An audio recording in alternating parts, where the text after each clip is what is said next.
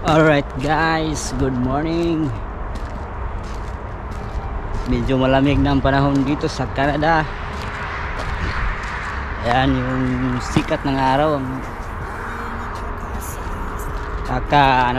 Kakalabas lang ni Haring Araw. Ayan.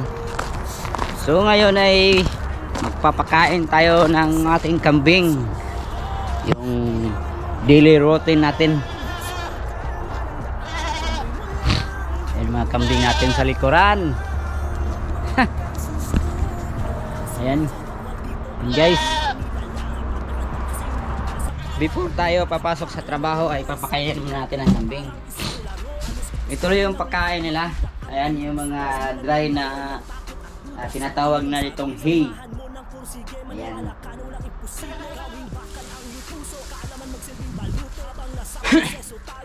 Kuha tayo ng kakapirampot na hay, tapos laglag natin. So pagkain na. Ayan, kaya na kayo.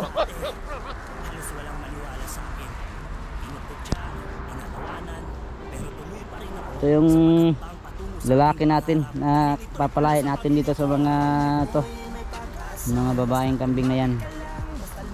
Pero ano pa to, mga 6 months old or 7. Saka papakainin natin ng feeds para isahan na yung natin pakain para mamaya ay mamayang tanghali naman natin ang kasunod na pakain ito. Sa mundong ginagalawan, kailangan mong maging matibay. Gawing bakal lang sarili, sa pagsubok ay masanay. At huwag kang magpapaapekto sa sinasabi ng iba. Puso mo ang iyong sundin dahil yan ang mahalaga. Dahil ang oras ay ginto, yan ang dapat mo na isipin. At pahalagahan ng mga bagay na susulitin. May naghihintay sa'yo, pamilya mong pakakainin. At may mga anak ka pa na dapat mong paaaralin. Kaya kailangan magsipag na magsipag. Doble kayod sa araw-araw kahit sa init mabilad. Walang takot kahit kalaban mo pa ang buong mundo. Dahil sa dulo rin naman kakampi mo sarili mo. Ilang beses ka mang madapa at minsan nawawalan ka na ng gana. Lagi mo lang tatandaan na sa mundong to talo kapag ikay sumuko. Kaya mo yan habang may buhay na makakasa. Kumapit ka lang.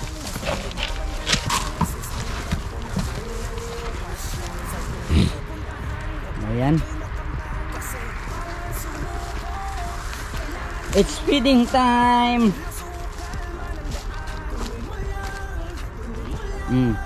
Way ka. Oh, wag ka dyan.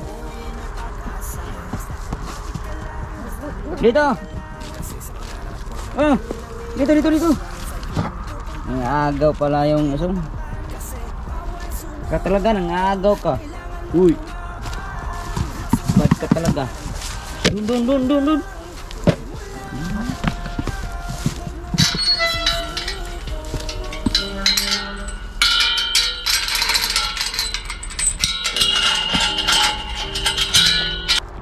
So yun lang guys. Happy farming everyone. God bless.